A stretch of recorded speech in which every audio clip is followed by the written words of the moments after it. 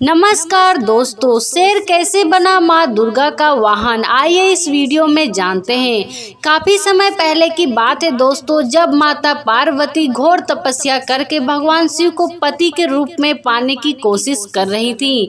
सालों तक तप करने के बाद माता पार्वती को भोले भंडारी अपनी पत्नी के रूप में स्वीकार लेते हैं। इसी बीच तपस्या की वजह से माँ पार्वती का रंग काफी काला पड़ गया था।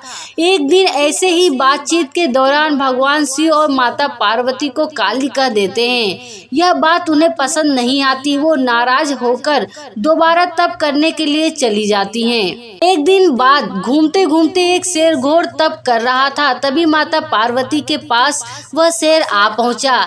शेर माता पार्वती की तेज की वजह से उनके पास नहीं पहुंच पाता था।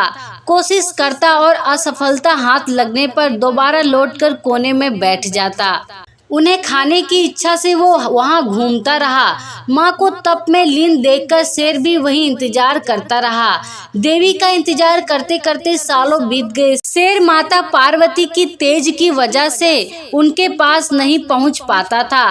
कोशिश करता और असफलता हाथ लगने पर दोबारा लौटकर कोने में बैठ जाता। होते होते कई साल बीत गए। माँ के तप से खुश होकर भगवान शिव प्रकट हुए और माँ से मन चाहा वरदान मांगने को कहा।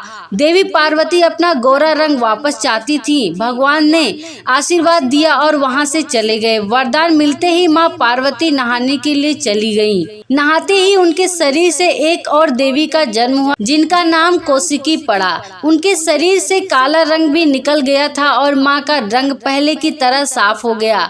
इसी वजह से माता पार्वती का नाम दूसरा गौरी भी पड़ा।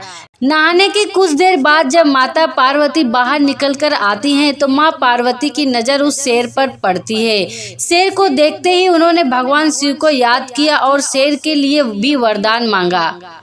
माता पार्वती ने भगवान से कहा, हे नाथ, यह शेर सालों से मुझे भोजन के रूप में ग्रहण करने के लिए इंतजार कर रहा था। मेरे पूरे तप के दौरान यह यही था। जितना तप मैंने किया है उतना ही तपस्या इसने भी की है। इसी वजह से अब वरदान के रूप में इस शेर को मेरी सवारी बना दीजिए।